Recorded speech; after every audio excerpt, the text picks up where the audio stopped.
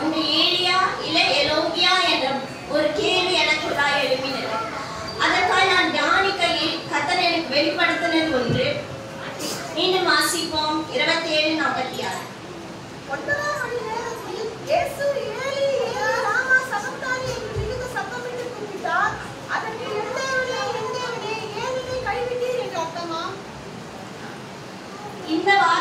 வார்த்தையானது எபிரேய மொழியிலே கொடுக்கப்பட்டிருக்கிறது. அதை மொழிபெயர்த்தவர்கள் நம்முடைய தமிழ் மொழியிலே என் தேவனை ஏன் என்னை கைவிட்டீர் என்று மொழிபெயர்த்திருக்கிறார்கள். ஆனால் உண்மையிலே குறிப்பிட்ட வார்த்தையானது மார்க்கிலே குறிப்பிட்டது போல எலோயி எலோயி என்ற வார்த்தை ஆண்டவராகிய இயேசு கிறிஸ்து தான் வாழ்ந்த நேரத்திலே, தான் பிரசங்கித்த நேரத்திலே, தன் சீஷர்களோடு பேசின நேரத்திலே அவர் மிகவும் உபயோகித்த ஒரு மொழியானது அரமேய மொழி. அந்த அரமேய மொழியில தான் மார்க்கிலே சொல்லப்பட்டிருக்கிறது போல எலோயி எலோயி என் தேவனை ஏன் என்னை கைவிட்டீர் என்று குறிப்பிட்டிருக்கிறார். ஆனால் இதை மொழிபெயர்த்த சுவிசேஷர்கள் எப்படி மொழிபெயர்த்திருக்கிறார்கள் என்றால், மத்தேயு எழுதின சுவிசேஷமானது யூதர்களுக்காக மொழிபெயர்க்கப்பட்டது. கர்த்தர்தான் நம்முடைய இயேசு கிறிஸ்துதான் மேசியா என்று அவர்கள் அறிந்து கொள்ளத்தக்கதாய் அந்த வார்த்தையானது ஈப்ரோ மொழியில எபிரேய மொழியில கொடுக்கப்பட்டிருக்கிறது. அதே மார்க்கு சுவிசேஷ புத்தகத்தை எழுதின சுவிசேஷகர் அதை அரமேய மொழியில எழுதியிருக்கிறார். காரணம், அநேக ஜாதிகள் இதை அறிந்து கொள்ளத்தக்கதாய் அந்த வார்த்தையை எழுதியிருக்கிறார். கர்த்தர் தாமே இந்த வார்த்தையின் வித்தியாசத்தை நாம் அறிந்து கொள்ளும்படியாய் உதவுவாராக. ஆமென். அல்லேலூயா.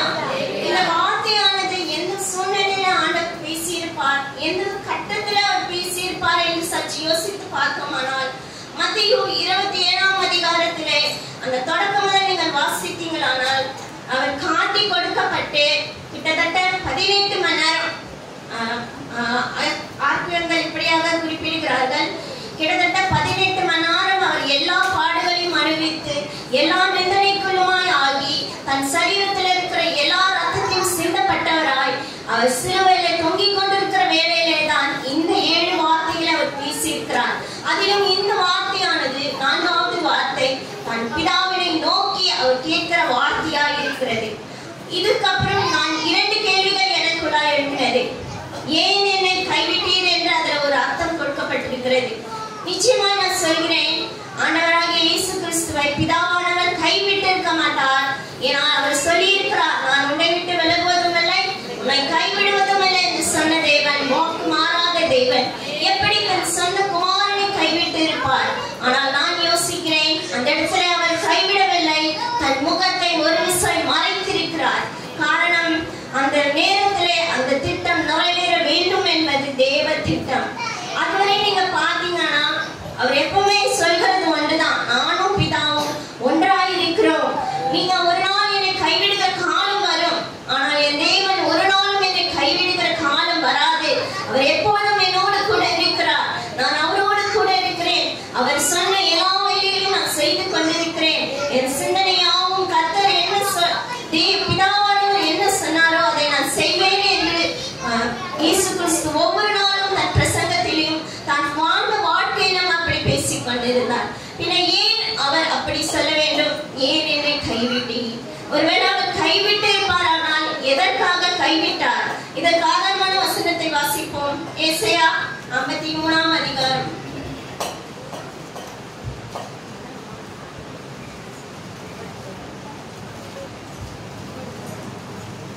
5:6.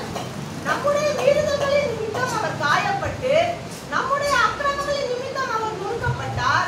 நமக்கு சமாதானத்தை உண்டு பண்ணும் ஆக்கினை அவர் மேல் வந்தது. அவருடைய தழும்புகளால் குணமாகிறோம். நாம் எல்லாரும் ஆடுகளைப் போல வழி தப்பி திரிந்து அவனவன் தன் வழியிலே போனோம். கர்த்தரும் நம் எல்லாருடைய அக்கிரமத்தையும் அவர் மேல் விழ பண்ணினார். ஆமென்.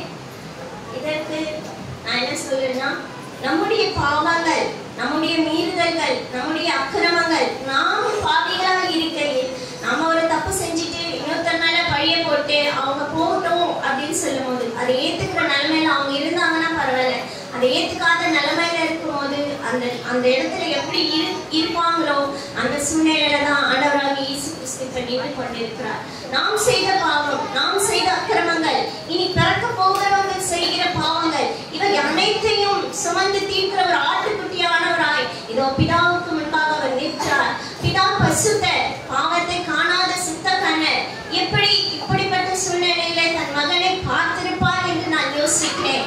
அதனாலதான் இதுவரை என் பிதா என்று சொன்னவர் என் தேவனே என்ற ஒரு பிளவு அங்கு காணப்படுகிறதை நாம் பார்க்கிறோம். அப்படிப்பட்ட உறவு, பிதா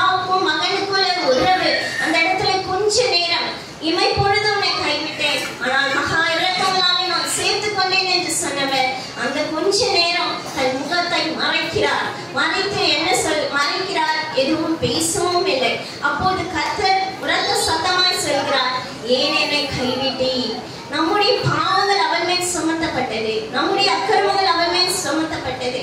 அப்படி இருக்க தேவன் பிதாவானவர் முன்னமே அதை சொல்லி இருக்கிறார். சங்கீதம் 22ஆம் அதிகாரத்தை நாம் வாசிப்போம்.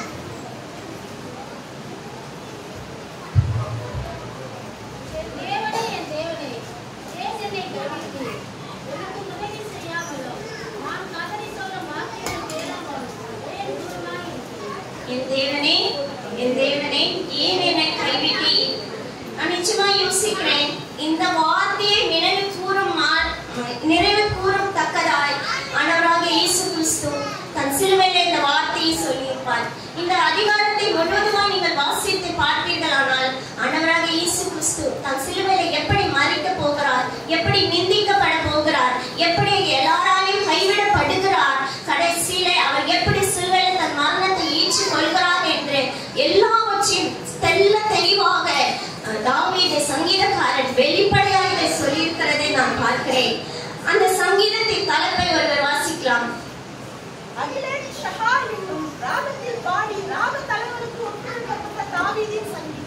இந்த சங்கீதத்தை நான் தியானிக்கையில் அதனுடைய தலைப்பை நான் யோசித்து பார்த்தேன். இந்த ராகம் அகிலன் ஷகார் என்று ராகம் சொல்லப்பட்டிருக்கிறது. இதை மட்டும் நான் தியானிக்கையில் ஆங்கிலத்தில் அழகாய் சொல்லப்பட்டிருக்கிறது, a deer in the dawn. அதாவது ஒரு மானானது விடிய கால வேளையில மேய்ந்து கொண்டிருக்கிற போது அந்த மானானது மிகுந்த வியாக்குலத்தோடு மேய்ந்து கொண்டிருக்கிற போது, அப்போது துஷ்ட மிருகங்கள் தன்னை வேட்டையாடு வரும்போது அந்த மான் எப்படி தப்பி ஓட தீவிரிக்குமோ, வியாக்குலப்படுமோ, மனவேதனைப்படுமோ, அந்த ராகத்திலே தாவீது ராஜா இந்த சங்கீதத்தை எழுதியிருக்கிறார். அப்படியானால் நம்முடைய ஆண்டவராகிய இயேசு கிறிஸ்து ஒரு ஆட்டுக்குட்டியை போல இப்போது பலியாக்கப்பட்டிருக்கிறார். அநேக நிந்தனைகள், அநேக அவமானங்கள் எல்லாவற்றையும் சகித்த தேவன் தன் பிதாவாகிய தேவன் முகம் மறைக்கப்பட்டதை அவரால் சகித்துக் கொள்ள முடியவில்லை. அந்த பிரிவினை அவரால் தாங்கிக் கொள்ள முடியவில்லை. அதன் வெளிப்பாடாய், அதன் தவிப்பாய் அவர் உரத்த சத்தமாய் சொல்கிறார், ஏன் என்னை கைவிட்டீர் என்று. அந்த இடத்துல அவருக்கு பதில் ஒன்றும் கிடைக்கவில்லை. இந்த வேளையிலே கூட நான் சொல்கிறேன், அநேக நேரங்களில் நாம் கைவிடப்பட்டவர்களாய் இருக்கிறோம். பிள்ளைகள் பெற்றோர்களை கைவிடுகிறார்கள், பெற்றோர்கள் பிள்ளைகளை கைவிடுகிறார்கள், உற்றார் உறவினர் பிள்ளைகள் யார் கைவிட்டாலும் நான் ஒன்று மட்டும் சொல்கிறேன், உங்களை கைவிடாதபடிக்கு நமது ஆண்டவராகிய இயேசு கிறிஸ்து இந்த நாளில் சிலுவையிலே துணிந்து கொண்டிருக்கிறார். ஆமென். ஆண்டவராகிய இயேசு கிறிஸ்து அப்படிப்பட்ட சூழ்நிலையில் தான் நின்று கொண்டிருக்கிறார். சுற்றி பார்க்கிறார். தன்னால் அற்புதம் பெற்ற ஜனங்கள், தன்னால் எல்லா அதிசயங்களும் கண்ட ஜனங்கள், தன் சீஷர்கள், தன்னோடு உடன் பிறந்தவர்கள் யாவரும் தன்னை கைவிடப்பட்டு தனிமையிலே அங்கே தொங்கிக் கொண்டிருக்கிறார். அப்போது பிதாவை பார்க்கிறார். பிதா தன்னோடு இருப்பார் என்று யோசித்த தேவன் அந்த நேரத்திலே தன் முகத்தை மறைத்துக் கொள்கிறார். அந்த பிரிவினை, அந்த தவிப்பு அவரால் அதை ஏற்றுக் கொள்ளவே முடியவில்லை. அதன் விளக்கமாய் உரத்த சத்தமாய் அவர் கூப்பிடுகிறார், ஏன் என்னை கைவிட்டி? அதற்கு அங்கிருந்தவர்கள், நான் முன்னமே சொன்னது போல அவருடைய மொழியிலே குறிப்பிடப்பட்டுள்ளது. ஆனால் அங்கு நின்றவர்களுக்கு அந்த மொழி உங்களுக்கு தெரியாததினாலே அவர்கள் என்ன சொல்கிறார்கள் என்று பார்ப்போம். வாசிக்கலாம். மத்தேயு 27:46-47.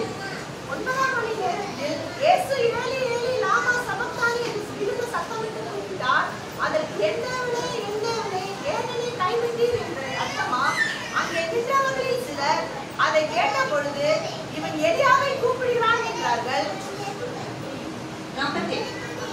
அங்கே நின்றவர்கள் சிலர் அதை கேட்ட பொழுது இவன் எலியாவை கூப்பிடுகிறான் என்றார்கள்.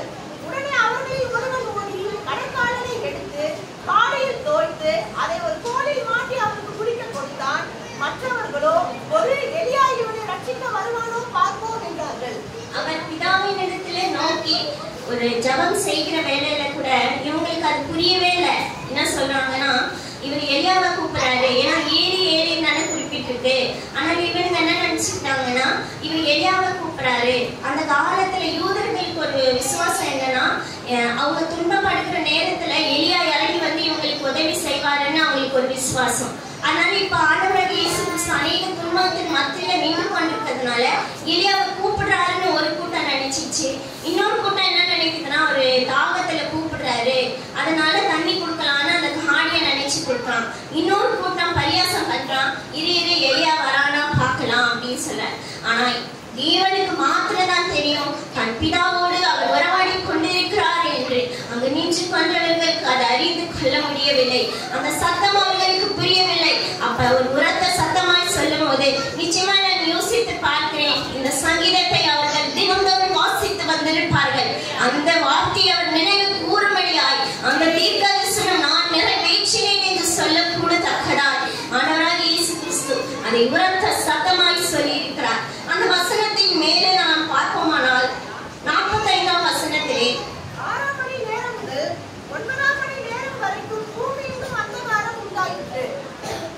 பூமி எங்கும் அந்தகாரம் உண்டாயிற்று. ஒரு சில வேத வாக்கியர்கள் இப்படியா சொல்லுகிறார்கள், அந்தகாரம் என்பது ஒரு பெரிய ராஜ்யமோ இல்ல ஒரு பெரிய ராஜாவோ வீழ்ச்சி அடைகிற சமயத்துல இயற்கையானது தன் வெளிப்பாட்டை கொடுக்கும்படியாக அந்த அந்தகாரத்தை அந்த நேரத்துல கொண்டு வந்திருக்கோன்னு ஒரு சிலர் சொல்கிறார்கள். ஒரு சிலர் என்ன சொல்றாங்கன்னா, அந்த 9ஆம் மணி நேரம் என்பது யூத காலத்துல இஸ்ரவேலருடைய கால நாட்களை அவங்க கடைபிடிச்சிருக்காங்க. அப்ப பகலுக்கு 12 மணி நேரமும் இரவுக்கு 12 மணி நேரமும் அதை வகுத்து வைத்திருக்கிறார்கள். அப்ப நம்ம காலகட்டத்தின்படி இந்த 9ஆம் மணி நேரம் என்பது 6ஆம் மணி நேரம் என்பது பகல் 12 மணி. பகல் 12 மணி முதல் 9ஆம் மணியின் போது 3 மணி. இந்த நேரத்துல பாத்தீங்கன்னா அதிக வெளிச்சம் இருக்கும், நல்ல பகல். அந்த நேரத்துல நிச்சயமா கொஞ்சம் கூட இருள் இருக்கவே இருக்காது. ஆனா அந்த நேரத்துல அவ்வளவு அந்தகாரம் ஏன் சூழ்ந்து இருக்கணும், அந்தகாரம் ஏன் அந்த இடத்துல வந்து நிற்கணும்? அப்ப நிச்சயமா சுற்றி இருந்தவர்கள் முகம் ஆண்டவருக்கு தெரிஞ்சிருக்கவே தெரிஞ்சிருக்காது. நிச்சயம் வானத்தை நோக்கி பார்த்திருப்பார். அந்தகார லோகாதிபதிகள் தங்களுக்குள்ள சந்தோஷப்பட்டு கொண்டிருப்பான், எச்சித்துக் கொண்டிருப்பான். இதோ நான் ஆண்டவரை தூக்கிவிட்டேன், அவர் இதோ மறிக்க போகிறார், இனி மனுக்குலத்தை யார் நீக்க உள்ளார்கள் என்று அவன் எச்சித்துக் கொண்டிருந்திருப்பான். ஆனால் பிதாவாகிய தேவனிடத்தில் அவர் பேசிக் கொண்டிருக்கும் போது அந்த இடத்துல அவர் ஆதியாகமத்திலே சொன்னது போல அவன் தலையை அந்த இடத்துல அவர் நசுக்கி இருக்கிறார். அதை தான் அவர் உரத்த சத்தமாய் ஒரு 18 மணி நேரம் சரீரத்துல ஒரு பலனும் இல்லை, எப்படி அவ்வளவு சத்தமாய் அவர் சொல்லி இருக்க முடியும்? நம்ம கொஞ்ச தூரம் நடந்தாலே டயர்ட் ஆயிடுறோம், நம்மளோட வாய்ஸ் எல்லாம் கம்மியாயிடுது. ஆனா ஒரு 18 மணி நேரம் இந்த பாடுகள்ல அவர் எப்படி அவ்வளவு உரத்த சத்தமாய் நிச்சயமா பிதாவாகிய தேவன் அவரை பலப்படுத்தி இருக்கிறார். நான் எதற்காக வந்தோம்? இந்த மனுக்குலத்தை மீட்கும்படியாக அவர் வந்திருக்கிறார். இந்த மனுக்குலம் பாவத்தில் விழாதபடிக்கு நாம் மீட்கப்படும்படியாக ஆண்டவராகிய இயேசு கிறிஸ்து இதை உரத்த சத்தமாய் சொல்லி இருக்கலாம். அந்த அந்தகாரமானது இதோ ஒளியாயிருக்கிறேன் என்று சொன்னவர் இதோ அந்த சிலுவையில மங்கிக் கொண்டிருக்கிறார். நிச்சயமாய் அதன் வெளிப்பாடாய் கூட அங்க அந்தகாரம் சூழ்ந்திருக்கும். நம் வாழ்க்கையிலே அநேக நாட்கள் அந்தகாரம் நம்மை சூழ்ந்து கொள்கிறது. நம்மை நோக்கி பிதாவை நோக்கி பார்க்கிறோம், ஆண்டவராகிய இயேசு கிறிஸ்துவை நோக்கி பார்க்கிறோம். ஒரு பதிலும் நம்மளுக்கு வருகிறதில்லை, மௌனம் மாத்திரமே அந்த இடத்துல வருகிறது. ஆனால் இப்பொழுது நான் ஒன்று சொல்கிறேன், ஆண்டவராகிய இயேசுவை கிறிஸ்து ஒரு திட்டம் வைத்திருந்தார். பிதாவானவர் ஒரு தரிசனம் வைக்கப்பட்டிருந்தது. நம்முடைய பாவங்கள் இனி நாம் பாவங்களுக்கு மறிக்காதபடிக்கு நாம் மீட்கும்படியாக ஆண்டவராகிய இயேசு கிறிஸ்து அந்த சிலுவையிலே தொங்கினார். அப்படியாய் நிச்சயமாய் உங்களுக்கும் எங்களுக்குமாய் ஆண்டவராகிய இயேசு கிறிஸ்து ஒரு திட்டத்தை வைத்திருப்பார், ஒரு தரிசனம் வைத்திருப்பார். அந்த நாள் வரை காத்திருங்கள், நிச்சயமாய் உங்கள் காத்திருப்பு வீணாய் போகாது. இதோ தரிசனம் வைக்கப்பட்டிருக்கிறது, குறித்த நாளில் அது நிறைவேறும். எதை குறித்தும் நீங்கள் கலங்காமலும் ஆண்டவராகிய இயேசு கிறிஸ்து எப்படி பிதாவின் மேல் வாஞ்சியாய் விருப்பமாய் இருந்தாரோ அப்படியாய் ஒவ்வொரு நாளும் நாம் ஆண்டவராகிய இயேசு கிறிஸ்து மேலே அப்படியாய் விசுவாசமாய் இருப்போம். இது தேவனுடைய பெரிய திட்டம். தியாகம் இல்லாமல் நிச்சயமாய் மீட்பு இல்லை. அப்படியாய் தான் ஆண்டவராகிய இயேசு கிறிஸ்து சிலுவையில் அவர் அடிக்கப்பட்டிருக்கிறார், அநேக பாடுகள் பட்டிருக்கிறார். அதை நான் தியானிக்கையில் நிச்சயமாய் நான் வியாக்குலப்பட்டேன். எவ்வளவு பாடுகள், எவ்வளவு நிந்தைகள். யாராவது நம்மள ஒரு வார்த்தை சொல்லிட்டால் அந்த வார்த்தை நம்மளால சகிக்க முடியவில்லை. ஆனால் ஆண்டவராகிய இயேசு கிறிஸ்து 7 கூட்டத்தார் அவரை நிந்திக்கிறார்கள், விமர்சிக்கிறார்கள். ஆனால் எதையும் அவர் பொருட்படுத்தவில்லை. தன் பிதா தன் மீது வைத்த திட்டத்தை சிலுவையிலே ஜெயித்து முடித்தவராய் இந்த வார்த்தையை சொல்லியிருப்பார் என்று விசுவாசிக்கிறேன். இந்த நேரத்துல கூட அப்படியா தேவன் எப்படி நிச்சயமாய் சொல்கிறேன், அவர் உங்களை கைவிடுகிற தேவன் அல்ல. எப்பொழுதும் நம்மோடு கூட இருக்கிற தேவன். யார் கைவிட்டாலும் யார் மறந்தாலும் ஒரு நாளும் மறவாத நேசர் நம்மளோடு இருக்கிறார் என்று சொல்லி கர்த்தர் இந்த வார்த்தையை பேசும்படியா வைத்த தேவனுக்கு நன்றி செலுத்துகிறேன். இந்த வாய்ப்பினை கொடுத்த ஐயாவுக்கும் குடும்பத்துக்கும் இந்த கேட்டுக்கொண்டிருந்த யாவருக்கும் என் நன்றியை செலுத்துகிறேன்.